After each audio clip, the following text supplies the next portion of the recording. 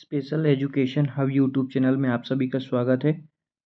सबसे पहले दोस्तों, चैनल को सब्सक्राइब कर लीजिए और वीडियो को लाइक और शेयर कर दीजिए ताकि ज़्यादा से ज़्यादा लोगों तक हमारा ये वीडियो पहुंच सके। और आज हम बात करेंगे हिंदी भाषा का विकास भाग 7 की। ये हमारा क्लास 7 है, 6 कक्षाएँ इसकी हो चुकी हैं भाषा खंड की। और इसके अंतर्गत आज हम अंग्रेजों का योगदान, धर्म समाज सुधारकों का योगदान, हिंदी भाषा विकास में अंग्रेजों का योगदान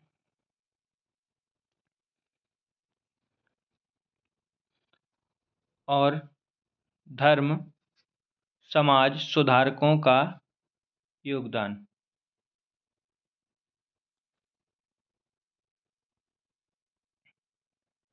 तो दोस्तों, इन दो चीज़ों की आज हम इसमें चर्चा करने वाले हैं।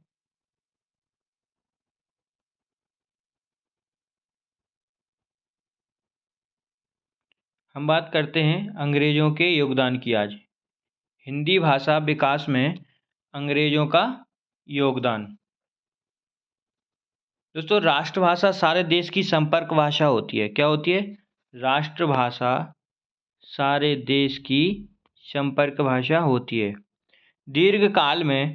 दीर्घकाल से सारे देश में जन जन के पारस्परिक संपर्क की भाषा रही है। क्या रही है? जन जन के पारस्परिक संपर्क की भाषा रही है। यह केवल उत्तर भारत की भाषा नहीं बल्कि दक्षिण भारत के, क्या यह हम कह सकते हैं, हिंदी केवल उत्तर भारत की भाषा नहीं है। किसकी? उत्तर भारत की। उत्तर भारत, केवल उत्तर भारत की नहीं बल्कि दक्षिण भारत की भी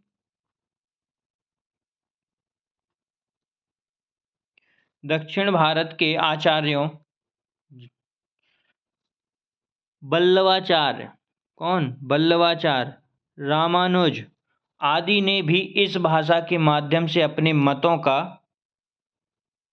प्रचार किया। क्या किया? अपने मतों का प्रचार किया। अहिंदी भाषी राज्यों से भक्त संत कवियों जैसे असम के शंकरदेव, कौन? असम के शंकरदेव, महाराष्ट्र के ज्ञानेश्वर व नामदेव, कौन? महाराष्ट्र के दो हुए, कौन कौन हुए? ज्ञानेश्वर और नामदेव। गुजरात के नरसिंह मेहता, बंगाल के चैतन्य आदि ने इसी भाषा को अपने धर्म और साहित्य की भाषा का माध्यम बनाया। क्या किया दोस्तों? हिंदी भाषा को ही अपने धर्म और साहित्य का माध्यम बनाया। किस किस ने बनाया था? शंकरदेव, ज्ञानेश्वर, नामदेव, नरसिंह मेहता, चैतन्य। किस किस ने दोस्तों? असम के अपने शंकरदेव,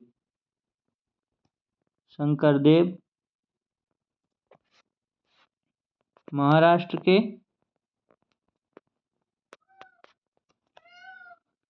के कौन थे? ज्ञानेश्वर,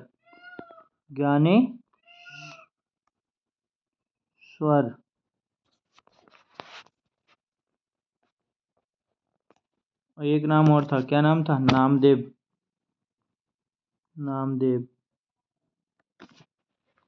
और गुजरात के कौन थे? गुजरात के थे नरसिंह मेहता।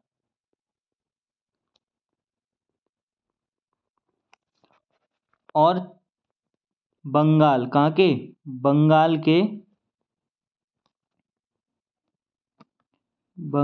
के चैतन्य जी। इन्होंने क्या किया? इन्होंने इसी भाषा को अपने धर्म और साहित्य का माध्यम बनाया। इसी भाषा मतलब हिंदी भाषा को अपने धर्म का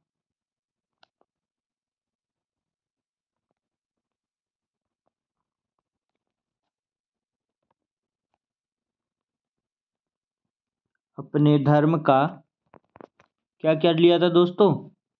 माध्यम बनाया था। माध्यम बनाया। क्या किया इन्होंने? अपने धर्म का माध्यम बनाया।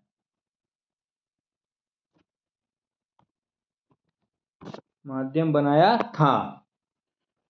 यही कारण था कि जब जनता और सरकार के बीच संवाद स्थापना के क्रम में फारसी या अंग्रेजी, कौन सी?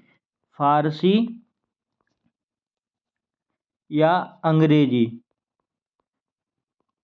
अंग्रेजी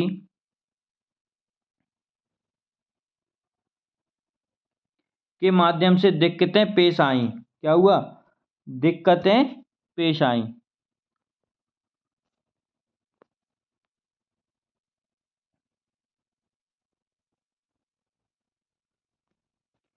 यही कारण था कि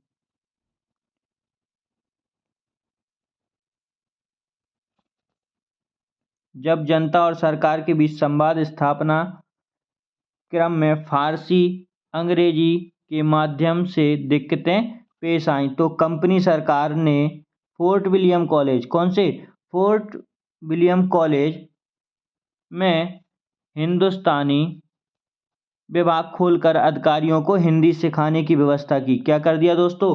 फोर्ट विलियम कॉलेज में हिंदुस्तानी विभाग खोलकर अधिकारियों को हिंदी सिखाने की व्यवस्था कर दी। यहाँ से हिंदी पढ़े हुए अधिकारियों ने भिन्न भिन्न क्षेत्रों में इसका प्रत्यक्ष लाभ देकर मुक्त कंठ से हिंदी को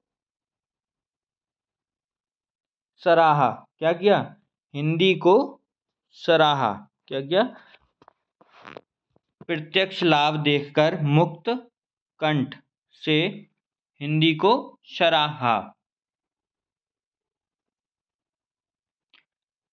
अब अंग्रेजों का योगदान हिंदी के विकास में कैसे रहा?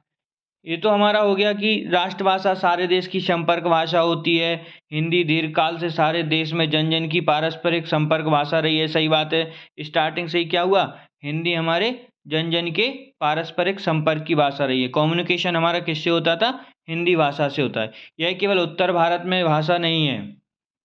यह केवल उत्तर भारत की भाषा नहीं थी। क्या है? यह केवल उत्तर भारत की भाषा नहीं थी, बल्कि दक्षिण भारत के आचार्यों वल्लभाचार्य, रामानुज आदि ने भी इसी भाषा के माध्यम से अपने मतों का प्रचार किया था।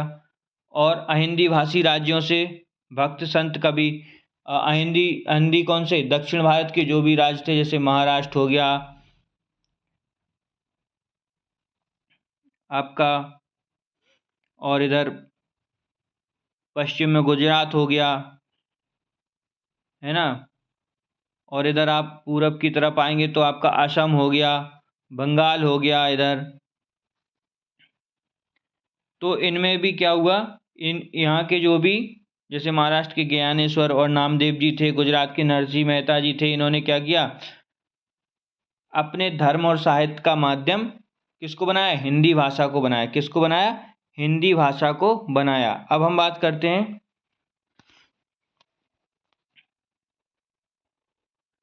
सीटी मेटफाफ की। किसकी? सीटी मेटफाफ। इसमें नाम गलत है, यहाँ पे मेटफाफ है, मेट काफ। ये आप ये मिटा दीजिए।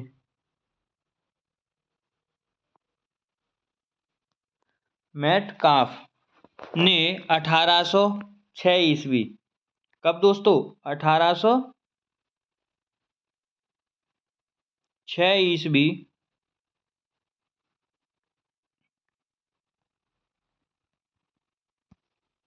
में अपने शिक्षा गुरु जॉन गिलक्रास्ट, कौन? जॉन गिलक्रास्ट कौन थे? सीटी मेटकाफ के शिक्षा गुरु थे। कौन थे? जॉन गिलक्रास्ट को लिखा कि भारत जिस भाग में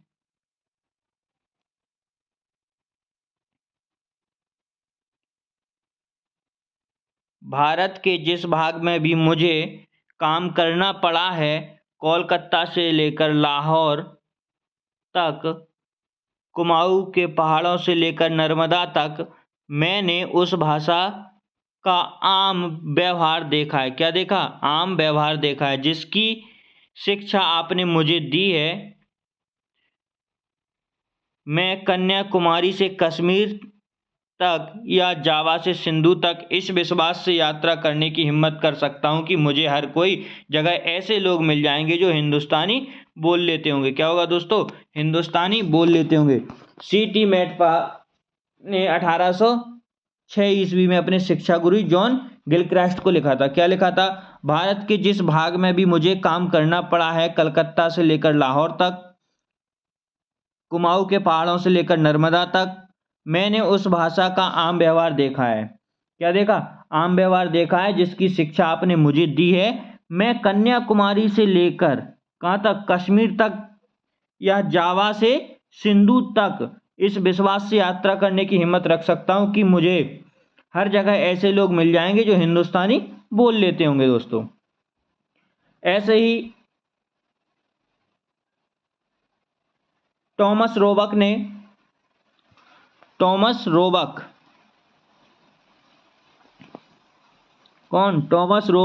1807 ईस्वी में लिखा कि जैसे इंग्लैंड जाने वाले को लैटिन सेक्शन, कौन सा? लैटिन सेक्शन या फ्रेंच के बदले अंग्रेजी सीखनी चाहिए, वैसे ही भारत आने वाले को अरबी, फारसी या संस्कृत के बदले हिंदुस्तानी सीखनी चाहिए। कौन सी भाषा सीखनी चाहिए? हिंदुस्तानी। जो लोग जैसे इंग्लैंड जाते हैं वो क्या करते हैं? लैटिन सेक्शन या फ्रेंच के बदले क्या सीखते? अंग्रेजी सीखते हैं, या अंग्रेजी सीखनी चाहिए। वैसे ही भारत में जो लोग आते हैं उनको अरबी, फारसी या संस्कृत के बदले क्या सीख लेना चाहिए? हिंदुस्तानी सीखनी चाहिए। और इसी क्रम में विलियम कैरी ने 1816 ईस्वी में लिखा, हिंदी किसी एक प्रदेश की भाषा नहीं है। क्या हुआ? हिंदी किसी एक प्रदेश की भाषा नहीं, बल्कि देश में सर्वत्र बोले जाने वाली भाषा है। क्या है? देश में सर्वत्र बोले जाने वाली भाषा है। H.T. कोलब्रुक ने लिखा, जिस भाषा का व्यवहार भारत के प्रत्येक प्रांत के लोग करते हैं, कौन सी? जिस भाषा का व्यवहार भारत के प्रत्येक प्रांत के लोग करते हैं, जो पढ़े लिखे तथा अनपढ़ दोनों की साधारण बोलचाल की भाषा है, जिसकी प्रत्येक गांव में थोड़े बहुत लोग अवश्य समझ लेते हैं, उसी का यथार्थ नाम क्या है? हिंदी है। उन्होंने कहा जो गांव में थोड़े बहुत लोग अवश्य समझ लेते होंगे, मतलब कोई ना कोई ऐसा तो होगा जो गांव में इस भाषा को समझ लेता होगा। उसी का नाम क्या दे दिया उन्होंने? उसी का यथार्थ नाम उन्होंने क्या दे दिया? हिंदी है। इसी क्रम में जॉर्ज ग्रियर्सन ने हिंदी को आम बोलचाल की महाभाषा कहा है। क्या कहा है दोस्तों? हिंदी को आम बोलचाल की महाभाषा कहा है। अगर ऐसे आपके पेपर में आ जाएगा कि हिंदी को आम बोलचाल की महाभाषा किसने कहा है? जॉर्ज ग्रियर्सन ने कहा। किसने कहा? जॉर्ज ग्रियर्सन ने कहा कि हिंदी आम बोलचाल की महाभाषा है। क्या है? आम बोलचाल की महाभाषा है। इन विद्वानों के मंतव्यों से स्पष्ट है कि हिंदी की व्यवहारिक उपयोगिता, देशव्यापी प्रसार एवं प्रयोगगत लचीलेपन के कारण अंग्रेजों ने हिंदी को अपनाया। क्या किया? अंग्रेजों ने हिंदी को क्यों अपनाया? क्योंकि इसकी उपयोगिता, व्यवहारिक उपयोगिता, देशव्यापी प्रसार एवं प्रयोगगत लचीलेपन के कारण। कौन से कारणों के कारण अंग्रेजों ने हिंदी को अपना लिया था? उसका क्या था? देशव्यापी प्रसार था, प्रयोगगत लचीलापन था, व्यवहारिक उपयोगिता थी। व्यवहारिक उपयोगिता, देशव्यापी प्रसार, प्रयोगगत लचीलापन, इन सब के कारण अंग्रेजों ने हिंदी को अपनाया। उस समय हिंदी और उर्दू को एक ही भाषा मानी जाती थी। क्या था? उस टाइम पे हिंदी और उर्दू को एक ही भाषा माना जाता था। जो दो लिपियों में लिखी जाती थी। क्या होता था? दो लिपियों में लिखी जाती थी, केवल उनका लिखने का तरीका अलग अलग था। अंग्रेजों ने हिंदी को प्रयोग में लाकर हिंदी की महती संभावनाओं की ओर राष्ट्रीय नेताओं एवं साहित्यकारों का ध्यान खींचा। क्या किया? अंग्रेजों ने इसकी महती संभावनाओं की ओर राष्ट्रीय नेताओं एवं साहित्यकारों का ध्यान खींचा। कैसे खींचा? अंग्रेजों ने हिंदी का प्रयोग करने लगे थे। वो लोग क्या करने लगे थे? वो हिंदी का प्रयोग करने लगे थे, जिससे राष्ट्रीय नेताओं एवं साहित्यकारों का ध्यान कहाँ पे गया? हिंदी भाषा की ओर गया।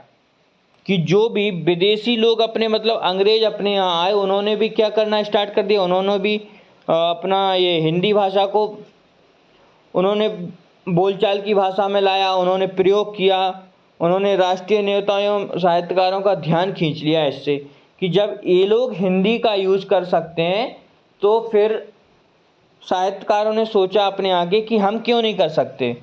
जैसे कोई बाहर का व्यक्ति आके हमारी चीज़ को या हमारे काम को कर सकता है, तो उसी काम को हम क्यों नहीं कर सकते इस देश के वासियों के।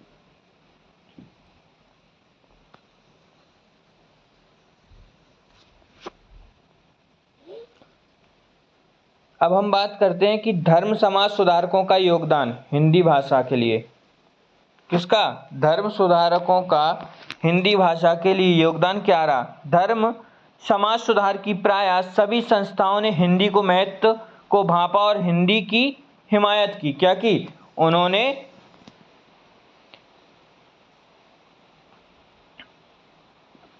हिंदी की हिमायत की। जैसे ब्रह्म समाज 1828 ईस्वी। तो दोस्तों, ब्रह्म समाज के संस्थापक कौन थे? राजा राममोहन राय। कौन? हम बात करते हैं धर्म समाज सुधारकों का योगदान कैसे रहा। तो सबसे पहले बात करते हैं ब्रह्म समाज की। ब्रह्म समाज, इसके संस्थापक कौन थे? राजा राममोहन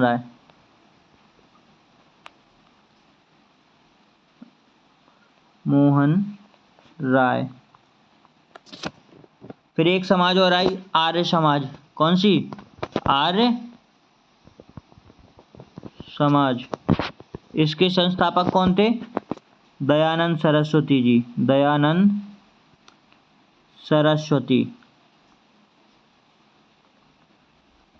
सरस्वती वह बना है सरस्वती। और फिर इसके बाद एक और थी, थियोसोफिकल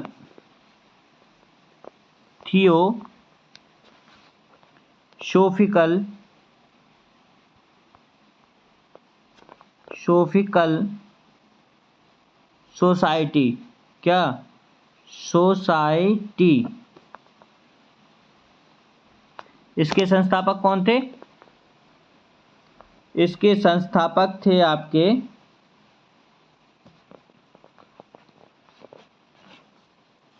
एक लेडी इसका नेतृत्व करती थी। कौन? Annie Besant. क्या नाम था उनका? Annie Besant. इसकी 1875 में हुई थी। कब हुई थी? 1875 में। ठीक है। और आर्य समाज की स्थापना हुई थी अपनी 1875। थियोसोफिकल सोसाइटी और आर्य समाज की स्थापना एक ही सन में हुई थी। और बात करते हैं ब्रह्म समाज की कब हुई थी? 1828। कब? 1828 में। किसने की? राजा राममोहन राय ने। कब? 1828 में। और आर्य समाज की दयानंद सरस्वती जी ने 1875 में। थियोसोफिकल सोसाइटी, इसकी स्थापना किसने की थी? एनी बेसेंट ने। कब? 1875 में। कब की थी दोस्तों? 1875 में। अब हम बात करते हैं ब्रह्म समाज की। किसकी? ब्रह्म समाज की।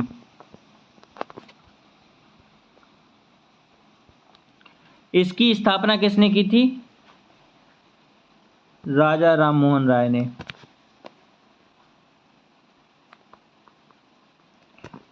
कब की थी? 1828 ईस्वी में। उन्होंने कहा था कि इस समग्र देश की एकता के लिए हिंदी अनिवार्य है। क्या अनिवार्य है? हिंदी। किसके लिए? एकता के लिए। एकता के लिए हिंदी अनिवार्य है।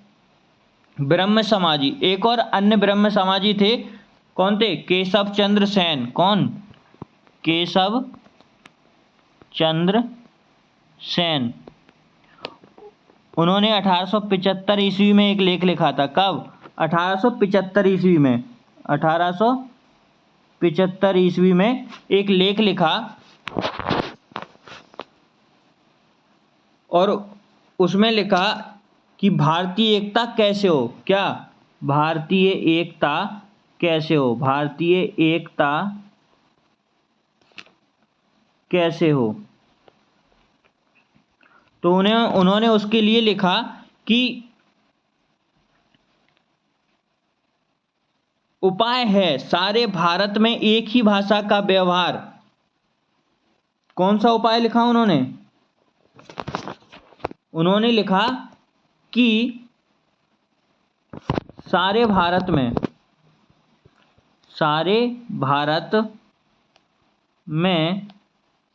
में क्या? एक ही भाषा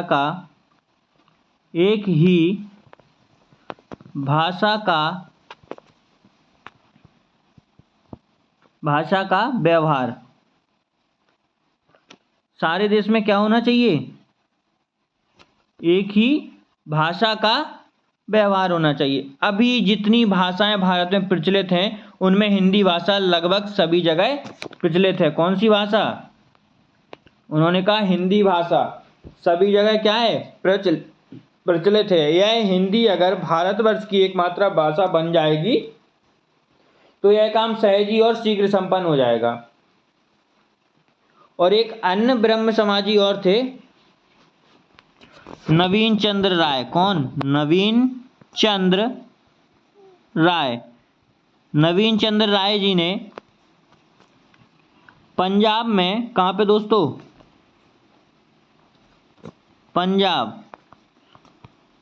पंजाब में हिंदी के विकास के लिए स्तुत्य योगदान दिया। कौन सा? स्तुत्य योगदान किसने दिया था? नवीन चंद्र राय जी ने। नवीन चंद्र राय जी ने पंजाब में हिंदी के विकास के लिए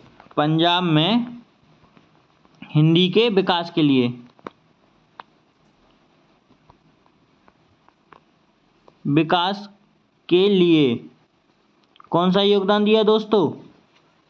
स्तुत्य योगदान। किसने दिया था? नवीन चंद्र राय जी ने।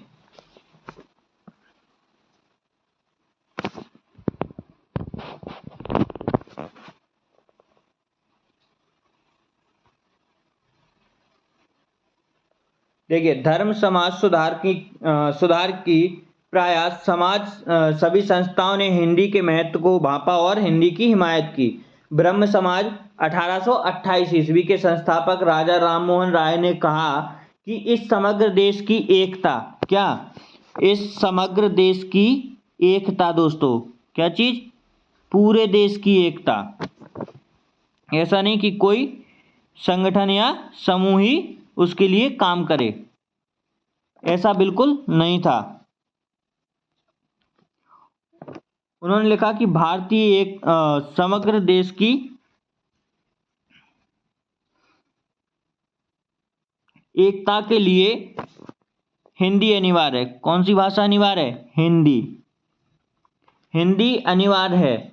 ब्रह्म समाजी केशव चंद्र सेन ने 1875 ईस्वी में एक लेख लिखा कि भारतीय एकता कैसे हो, जिसमें उन्होंने लिखा उपाय है सारे भारत में एक ही भाषा का व्यवहार होना चाहिए। क्या होना चाहिए? एक ही भाषा का व्यवहार होना चाहिए। अभी जितनी भाषाएं भारत में प्रचलित हैं उनमें हिंदी भाषा का लगभग सभी जगह प्रचलित है। क्या है? हिंदी भाषा सभी जगह प्रचलित है। यह हिंदी अगर भारतवर्ष की एकमात्र भाषा बनाई जाए तो यह काम सहज ही और शीघ्र संपन्न हो सकता है। क्या हो सकता है? कि सहज और शीघ्र संपन्न हो सकता है यह। और एक अन्य ब्रह्म समाजी थे नवीन चंद्र राय जी। कौन? नवीन चंद्र राय जी। उन्होंने पंजाब में हिंदी के विकास के लिए स्तुत्य योगदान दिया। अब हम बात करते हैं आर्य समाज की। दोस्तों हमने अभी आर्य समाज, ब्रह्म समाज, थियोसॉफिकल सोसाइटी, इन सब की स्थापना की सन और संस्थापक के नाम और उनके संचालकों के नाम के बारे में चर्चा की थी जस्ट अभी पिछली। आर्य समाज 1875 ईस्वी में के संस्थापक दयानंद सरस्वती गुजराती भाषी थे। कौन थे? गुजराती भाषी थे।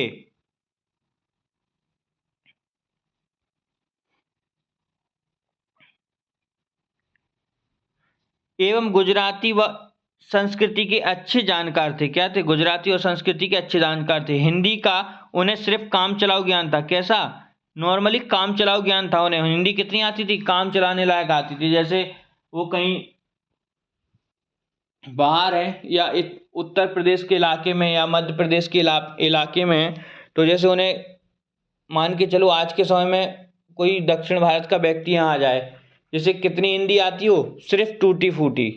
टूटी फूटी मतलब जैसे उसको होटल पे खाना खाना है, होटल पे खाना खाना है तो वो इतना कर सकता है कि वो वहाँ से खाना लेके और खा सकता है।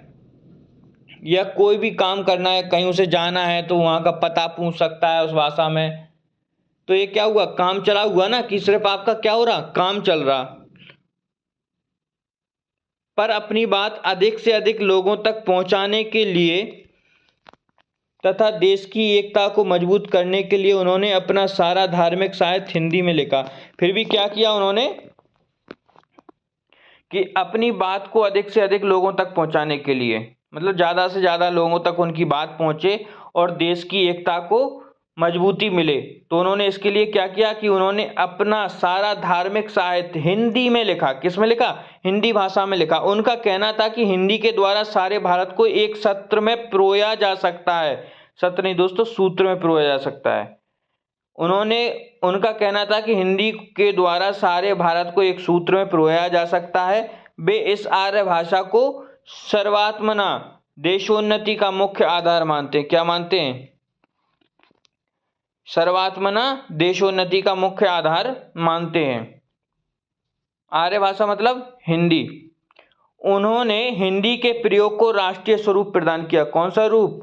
राष्ट्रीय स्वरूप प्रदान किया। वे कहते थे कि मेरी आंखें उस दिन को देखना चाहती हैं जब कश्मीर से कन्याकुमारी तक, कहां से कहां तक दोस्तों? कश्मीर से कन्याकुमारी तक भारतीय एक भाषा समझने और बोलने लग जाएं। सारे भारतीय एक भाषा यानी हिंदी को ही समझने लगे और हिंदी से में ही बात करने लगे, हिंदी को ही बोलने लगे। तो यह कथन किसका था? अगर ऐसे क्वेश्चन आ जाएगा कि मेरी आंखें उस दिन को देखना चाहती हैं जब कश्मीर से कन्याकुमारी तक भारतीय एक भाषा समझने और सभी भारतीय एक भाषा समझने और बोलने लग जाएं। किसका था? दयानंद सरस्वती जी का। अब हम बात करते हैं अरविंद दर्शन। अरविंद दर्शन के प्रणेता अरविंद घोष। कौन दोस्तों? अरविंद घोष।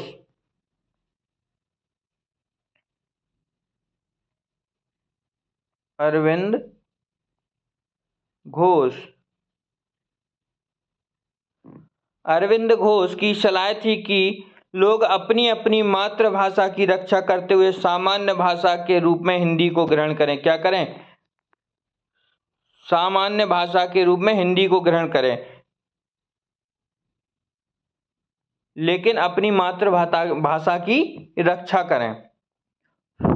दोस्तों, जिसने अभी तक YouTube चैनल सब्सक्राइब नहीं किया है, कृपया करके वो सभी लोग YouTube चैनल को सब्सक्राइब कर लें और क्लास को ज़्यादा से ज़्यादा लोगों तक पहुंचाने का काम आप लोगों को ही करना है। मतलब शेयर करते जाइए वीडियो को और लाइक करें, शेयर और लाइक करें ताकि ये ज़्यादा से ज़्यादा लोगों तक पहुंचे। आपके जितने भी साथी मित्र हैं सबको क्लास स्टार्ट करने से पहले आप एक बार शेयर कर दीजिए करें ताकि उन लोगों तक भी ये क्लास पहुंच जाए।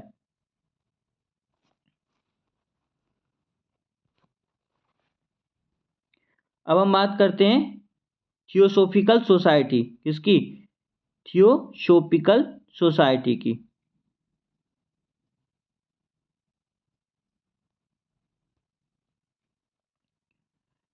थियोसॉफिकल सोसाइटी 1875 ईस्वी की संचालिका एनी बेसेंट, कौन? एनी बेसेंट ने कहा था कि भारतवर्ष के भिन्न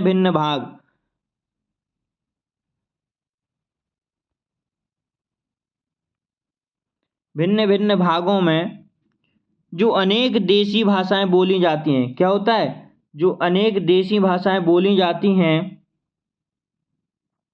उनमें एक भाषा ऐसी जिसमें शेष सब भाषाओं की अपेक्षा एक भारी विशेषता है, वह यह है कि उनका प्रचार सबसे अधिक है। उसका प्रचार क्या है? सबसे अधिक है। पूरे भारत में बहुत सारी भाषाएं बोली जाती थी, लेकिन उनका कहना था कि उनमें से एक भाषा ऐसी है जिसमें शेष भाषाओं की अपेक्षा एक भारी विशेषता है। और वह भारी विशेषता क्या थी? कि उसका प्रचार सबसे अधिक था। क्या था? उसका प्रचार सबसे अधिक था। वह भाषा हिंदी है। उनका कहना था कि वह भाषा कौन सी है? हिंदी भाषा है। अर्थात उनका कहना था कि हिंदी भाषा का प्रचार सबसे अधिक है। हिंदी जानने वाला आदमी संपूर्ण भारतवर्ष में यात्रा कर सकता है। अगर क्वेश्चन आएगा आप लोगों के लिए कि हिंदी जानने वाला आदमी संपूर्ण भारतवर्ष में यात्रा कर सकता है और उसे हर जगह हिंदी बोलने वाले मिल सकते हैं, यह कथन किसका है? तो एनी बेसेंट का। किसका? Annie Besant. और एनी बेसेंट कौन थी? थियोसॉफिकल सोसाइटी की संचालिका। भारत के सभी स्कूलों में हिंदी की शिक्षा अनिवार्य होनी चाहिए। ये किसने कहा था? कि भारत के सभी स्कूलों में हिंदी की शिक्षा अनिवार्य होनी चाहिए। Annie Besant. एनी बेसेंट कौन थी? थियोसॉफिकल सोसाइटी की संचालिका थी। उपर्युक्त धार्मिक सामाजिक संस्थाओं के अतिरिक्त, उपर्युक्त मतलब जो अभी हमने तीन पढ़ी, कौन कौन सी पढ़ी? ब्रह्म समाज, आर्य समाज और थियोसॉफिकल सोसाइटी। इसकी संचालिका एनी बेसेंट थी। आर्य समाज के संस्थापक दयानंद सरस्वती जी थे, जो गुजराती भाषा का ज्ञान रखते थे। फिर भी उन्होंने क्या किया कि हिंदी में ही अपने साहित्य की रचना की। किसने? दयानंद सरस्वती जी ने। और ब्रह्म समाज के संस्थापक कौन थे? राजा राममोहन राय। इन्होंने क्या कहा? इन्होंने कहा कि समग्र देश की एकता के लिए हिंदी अनिवार्य है। क्या है? समग्र देश की एकता के लिए हिंदी अनिवार्य है। इसके अलावा भी जो और संस्थाएं थीं धार्मिक और सामाजिक, जैसे प्रार्थना समाज की स्थापना 1867 ईस्वी। संस्थापक कौन थे? आत्मारंग पांडुरंग। कौन थे? आत्मारंग पांडुरंग।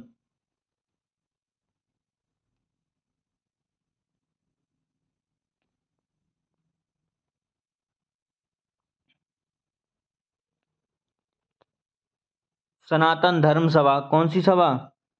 सनातन धर्म सभा। इसकी स्थापना कब हुई थी? 1895 ईस्वी में। और संस्थापक कौन थे? पंडित दीनदयाल शर्मा। कौन थे? पंडित दीनदयाल शर्मा। और रामकृष्ण मिशन, इसकी स्थापना कब हुई? 1897 ईस्वी में। संस्थापक विवेकानंद जी। कौन थे? विवेकानंद जी आदि ने हिंदी प्रचार में योगदान दिया। क्या किया? हिंदी प्रचार में योगदान दिया।